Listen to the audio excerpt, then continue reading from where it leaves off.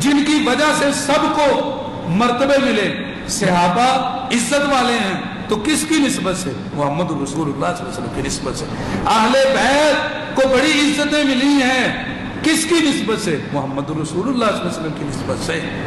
جتنے مسلمانوں میں بزرگ ہستیاں جتنی گزری، جتنے بڑے ائمہ دین گزرے، کس وجہ سے؟ محمد رسول اللہ صلی اللہ علیہ وسلم کی نسبت کی وجہ سے. تو جس دن وہ کائنات سے چلے گئے اس دن مدینے کا کیا عالم تھا؟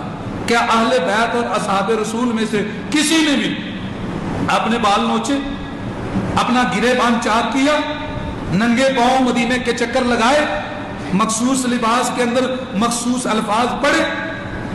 کیا اپنے جسم کو کسی نے پیٹا، اپنے آپ پر زنجیر زنی کی، اپنے جسم پہ جو ہے وہ چاقو خنجر چلائے کسی نے آج تک؟